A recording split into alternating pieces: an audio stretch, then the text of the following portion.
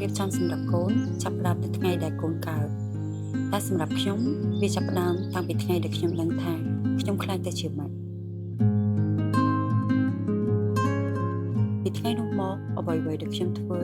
គឺគិតពីម្នាក់នេះជាមុនអនុស្សាវរីយ៍មួយខ្ញុំមិនដែលភ្លេចទេពីមួយជំហាននៃការលូតលាស់របស់កូនតែក្រៅពីការរក្សាទុកអនុស្សាវរីយ៍ខ្ញុំក៏ចង់រៀបចំអនាគតរបស់គេដែរពេលកូនកាន់តែធំក្តីស្រមៃរបស់គេក៏កាន់តែធំដែរហើយការរៀបចំក៏មិនគួររងចាំដែរនោះហើយជាមូលហេតុដែលខ្ញុំជ្រើសរើសគណនេយ្យក្មេងឆ្លាតព្រោះខ្ញុំជឿថាការសន្សំបន្តិចម្ដងថ្ងៃនេះនឹងក្លាយជាឱកាសដ៏ធំមួយសម្រាប់អនាគតរបស់កូន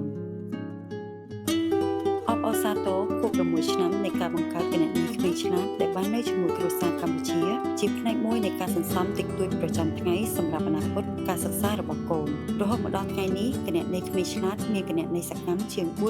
43,660 គណនេយ្យក្នុងនោះមានអតិថិជនជិត 26,571 នាក់ជាស្ត្រី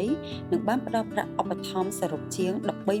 $139,100 ដល់សិស្សទទួលបាននិទ្ទេសល្អ170រូបក្នុងឱកាសពិសេសនេះអតិថិជនដែលដាក់ប្រាក់សន្សំបន្ថែម $40,000 ឬ$100 ក្នុងគណនេយ្យក្មេងឆ្លាតនឹងទទួលបានដបទឹកមួយនិងប្រអប់ខ្មៅដៃមួយរយៈពេលគឺចាប់ពីថ្ងៃទី3ខែសីហារហូតដល់ថ្ងៃទី31ខែសីហា